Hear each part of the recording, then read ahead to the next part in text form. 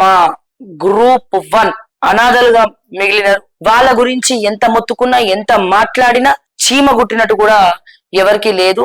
So ఇటు BJP మాట్లాడట్లేదు, అటు బీఆర్ఎస్ కూడా మాట్లాడట్లేదు. అంటే సిండికేట్ పాలన నడుస్తా ఉన్నది. ఎవరికి ముట్టాల్సినటువంటి మామూళ్ళు వాళ్ళకి వెళ్ళిపోయినాయి. నాకు తెలిసి కేటీఆర్ కూడా అందుకే మాట్లాడతలేడు. ఇటు బండి సంజయ్ గాని, ఇటు కిషన్ రెడ్డి గాని, లేకపోతే ఈటెల రాజేందర్ గాని, లేకపోతే ధర్మపురి అరవింద్ గాని, వీళ్ళెవరు కూడా మాట్లాడట్లేదు. అంటే రాష్ట్రంలో సిండికేట్ పాలన నడుస్తోంది అని చెప్పడానికి ఇది మరొక మార్క్ అని మనం చెప్పుకోవచ్చు.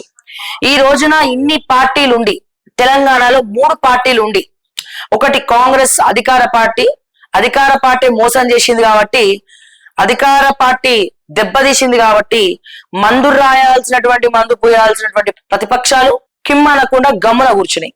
సో అందుకే ఈ రోజున మనందరికి కూడా డౌట్ వస్తా ఉంది, మరి ఈ గ్రూప్ 1 సెంటర్లలో ఒక్కొక్క ఉద్యోగం 1 కోటి 2 కోట్లకు అమ్ముకున్నారు. అసలు ఉద్యోగాలు సెలెక్ట్ చేసుకొని డబ్బులు ఇచ్చిన వాళ్ళందరికీ కూడా ఒకటే సెంటర్ ఏర్పాటు చేయడం జరిగింది అని అనిపిస్తోంది క్లియర్ గా. ఇప్పుడు ర్యాంక్ వచ్చిన వాళ్ళ అందులో ఎవరో ఒక ఆణిముత్యం, ఒక ఇద్దరికి మంచి మార్కులు వచ్చినా మిగతా వాళ్ళందరి మీద కూడా డౌట్లు వస్తా ఉన్నాయి. మీ వల్ల అసలైన నిజంగా మార్కు వచ్చిన వాళ్ళు కూడా ఇబ్బంది పడతా ఉన్నారు.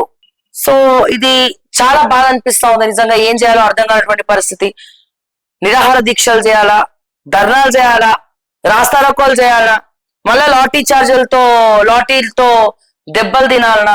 అసలు పోలీసులకైనా ఏ గ్రూప్ 1 రాసి పోలీసు అధికారంలోకి వచ్చినారో పోలీసులు అదే గ్రూప్ 1 విద్యార్థుల మీద, నిరుద్యోగుల మీద ఎట్లా కొడతారు? లాఠీ చార్జ్ చేయగలుగుతారా? కానీ రకరకాల ప్రశ్నలు వెలువెత్తుతా ఉన్నాయి. సో బట్ ఈ పాలన సిండికేట్ పాలన.